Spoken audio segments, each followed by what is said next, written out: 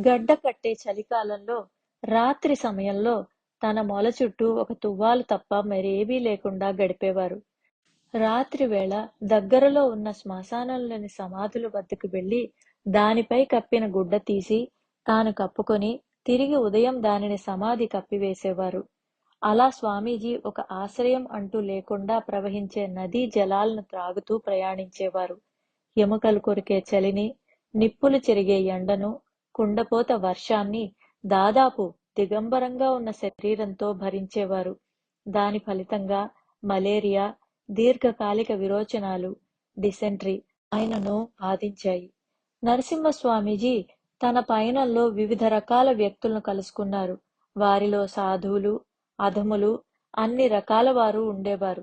అయితే ఆయన మాత్రం ప్రతి ఒక్కరి నుంచి ఏదో ఒకటి నేర్చుకునేవారు. సాధారణంగా ఆయన దేవాలయాల్లోనూ ఆశ్రమాలలోనూ బస చేసేవారు. అక్కడ కూడా వారికి మంచి చెడు అనుభవాలన్నీ ఎదురయ్యేవి. 1-2 సార్లు పోలీసులు కూడా ఆయన్ను బాధ పెట్టారు. ఎన్ని కష్టాలు, అవరోధాలు ఎదుర్కొన్నా ఆయన మనస్సు మాత్రం ఎంతో స్థైర్యంతో తన లక్ష్యం నుండి చెదిరిపోలేదు. ఆ దృఢ సంకల్పంతోనే ఆయన మహారాష్ట్ర అంతటా పర్యటించారు. అనేకసార్లు ఆయనకు భగవంతుని అదృశ్య హస్తం తనను రక్షిస్తున్నట్లు, నడిపిస్తున్నట్లు అనుభవం అయ్యేది. ఒక సందర్భంలో స్వామీజీ షోలాపూర్ రైల్వే స్టేషన్లో కూర్చొని ఉన్నారు. అప్పటికి 3 రోజులుగా ఆయన ఏ ఆహారం తీసుకోలేదు. ఒక సాధువు వచ్చి ఆయన దగ్గర కూర్చొని తన కోసం పూరీ కూర తెప్పించుకున్నారు. దాని నుంచి ఒక పూరీ, కొంచెం కూర తీసి నరసింహస్వామికి ఇవ్వగా దానిని ఆయన ఒక్క గుక్కలో తినేసి నీళ్లు త్రాగి పడుకున్నారు. తనలో తాను భగవంతుడు కరుణామయుడే, కానీ కొంత లోభి కూడాను అనుకున్నారు. ఆయన నిద్ర లేచేసరికి ఆ సాధువు ఇంకా అక్కడే కూర్చొని ఉన్నారు. వెంటనే అతను మిగిలిన పూరీ కూర కూడా స్వామీజీకి ఇచ్చి, ఒక వ్యక్తి 3 రోజులు ఉపవాసం ఉంటే అతను ఒక్కసారే ఎక్కువగా తినకూడదు అని చెప్పారు. తాను 3 రోజులు నిరాహారిగా ఉన్న విషయం ఆయనకెలా తెలిసిందా అని ఆశ్చర్యపోయి, స్వామి ఆ విషయమే అతన్ని అడిగే లోపనే ఆ సాధువు మాయమైపోయాడు. పూనాలోని కంటోన్మెంట్ ప్రాంతంలో ఉన్న ఆఫ్ఘనిస్తాన్ మహాత్ములైన హజరత్ బాబాజాన్ దర్గాను నరసింహస్వామి దర్శించారు. అప్పటికే ఆయన ఆ మహాత్మురాలి గురించి విని ఉన్నారు. ఆ స్థలం ఆయన మనసులో ఒక గొప్ప స్థలంగా భావించినప్పటికీ ఆ సమాధి దర్శనం ఆయనను అంతగా ప్రభావితం చేయలేకపోయింది. ఆ కాలంలో వజ్రేశ్వరి వద్దనున్న స్వామి నిత్యానంద ఎంతో ఖ్యాతి నొందిన వారైనప్పటికీ నరసింహస్వామి పట్ల ఆయన ఉదాసీనంగానే ఉన్నారు. సిద్ధారూఢ ఆశ్రమంలో నరసింహస్వామి స్నేహితులైన స్వామి ముక్తానంద అప్పటికి చాలీస్గామ్ సమీపంలో భూత్ఖానాలో ఉండేవారు. వారిరువురూ కలిసి ఒకరోజు నామ సంకీర్తనలో పాల్గొన్నారు. జల్గాం వద్దనున్న అవధూత జిప్రు అన్నను నరసింహస్వామి కలుసుకున్న ఉదంతం ఎంతో ఆసక్తికరమైనది. నరసింహస్వామీజీ జిప్రు అన్న అనే మహాత్ముని ఖ్యాతిని గురించి విని ఆయనను దర్శించాలని అనుకున్నారు. స్వామీజీ ఆయన దర్శనానికి వెళ్లేసరికి ఆ మహాత్ములు ఒక చెత్త కుప్ప మీద కూర్చొని తన చుట్టూ ఉన్న చెత్తతో ఆడుకుంటున్నారు.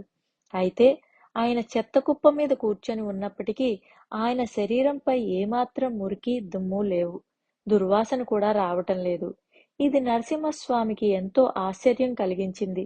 ఆయన శరీరం నుంచి వింతైన పరిమళం రాసాగింది. ఆ సాధువు యొక్క ఆధ్యాత్మిక స్థితికి నరసింహస్వామీజీ ఎంతో ముగ్ధులయ్యారు. నరసింహస్వామీజీ జిప్రు అన్నాకు నమస్కరించినప్పుడు ఆయన సూటిగా, కటువుగా నేను నీ గురువును కాదు అని వెళ్ళిపోమన్నారు. ఆ రోజులలో నరసింహస్వామి తీవ్రమైన తలనొప్పితో బాధపడుతూ ఉండేవారు. ఈ విషయం ఆయన జిప్రు అన్నాకు విన్నవించారు.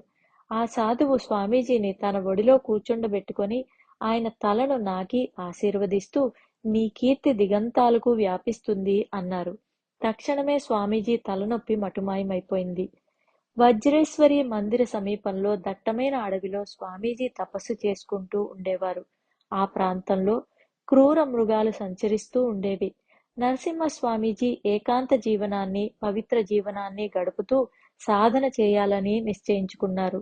ఈ అల్లకల్లోల ప్రపంచం నుంచి వీలైనంత దూరంగా ఉండడం కోసం ఆయన అనేక సార్లు పర్వత శిఖరాలపైకి కూడా వెళ్లిపోతూ ఉండేవారు.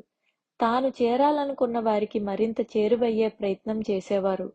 ఏవోలా సమీపంలో తులసి రామాయణం, రామచరిత్ర మానస్ను నేర్చుకోవడానికి నరసింహస్వామి ఒక రామదాసి సాధువుతో కలిసి ఉన్నారు.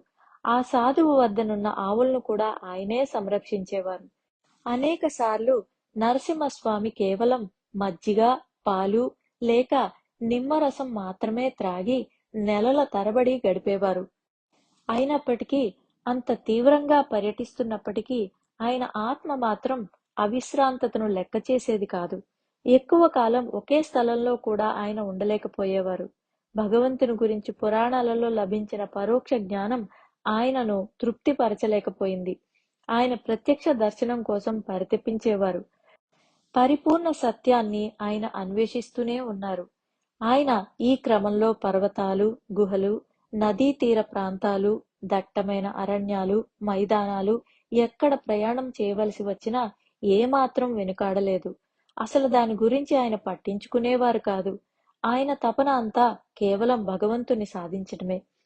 ఆ లక్ష్యాన్ని అప్పటికే సాధించి ఈ తరహా సాధన చేసి సఫలీకృతులైన వారి సహాయంతోనే తాను తన గమ్యాన్ని చేరుకోగలనని నరసింహస్వామీజీ మనసులో దృఢంగా విశ్వసించేవారు. మరొకలా చెప్పాలంటే నరసింహస్వామి తన గురువు కోసం అన్వేషిస్తున్నారు. ఏ ప్రాంతానికి వెళ్ళినా అక్కడి సాధు పురుషులు, మహాత్ముల గురించి ఆరా తీసి వారి దర్శనానికి వెళ్ళేవారు. అలా అనేక మంది సాధువులు, తపస్సులు, గుహలలో ఉన్న సిద్ధులు, చెత్త కుప్పలపై కూర్చున్న మహాత్ములు అనేక మందిని కలుసుకున్నారు. అయితే వారెవరూ ఆయన ఆత్మను అనంత చైతన్యంతో తాదాత్మ్యం చెందించలేకపోయేవారు. వారి స్థితి నరసింహస్వామీజీ ఆత్మసిద్ధికి సరిపడలేదు. ఆయన పరిస్థితి అంతులేని దాహంతో ఉన్న చేపవలె పర్వతాలపై ఇంకా పైపైకి మేఘాల ఆకాశం వైపుకు ఎగరాలనుకునే పక్షి వలె ఉండేది.